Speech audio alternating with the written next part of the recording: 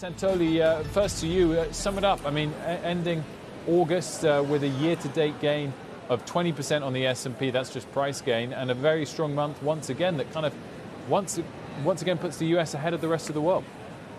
Yeah, and it's somewhat due to the kind of unique characteristics of our market, of our indexes, because the persistence of the rally, in fact, we've never before had 7 months in a row when the market was up, and it was February through August, those particular months in a row. We were very close to that on 2017. The reason is because when we get a little bit nervous or when some of the sort of cyclical areas have gotten overdone and we had peak reopening, the thing to fall back on was growth. So when we are afraid about economic growth, it's a reason to buy the so-called growth stocks. It doesn't mean it lasts forever. It doesn't mean you're not going to drop the baton in some of the transfers at some point along the way in this rotation. But I do think that explains the persistence of this rally. Plus, of course, massively strong GDP, 40% earnings growth going up, and the Fed looking for excuses not to really move too quickly, all going into what we've seen so far this year. Barbara, so how does it set us up for the rest of the year? Do you think we pulled forward the gains? Because we are approaching some of these S&P strategists' target prices for the entire year. So either they're going to have to go higher or maybe we'll just march in place. What does it look like to you? Yeah. Well, I think it's an excellent question that I think lots of us are asking ourselves after 7 straight months, all the gains, the market's up over 20%. Seems every day there's a new high.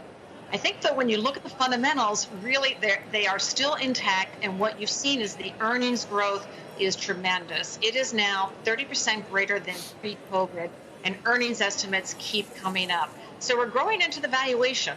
However, having said that, we now have a little bit of the COVID variant slowdown. I think that could delay things a month or two. We're all waiting anxiously to see the jobs number on Friday. You know, if that's going to be hot or in line with the 750,000 number, because I think there's still the risk. They think the Fed is committed to keeping rates low. But if you see the numbers come in too hot on employment, and it will take more than just one report, I think people will start to get worried about inflation again, because inflation is still there. I personally think it has peaked, and I think it's transitory, so I am not concerned. But I think we could be in for a bit of a pause, particularly as people wait to see what's happened with payments are tapering off this month, and we're done earnings season. So it's hard to see what the near-term catalyst is, but I don't see much downside from here. Just a bit of back and forth, perhaps. Keith, to that point about 7 straight months of gains, you've been looking at that and what it might suggest is coming next. Well, the first thing is when you have a really strong market, that actually tends to be a good sign. And we look back at the last 14 times where we've seen markets move up 7 straight months.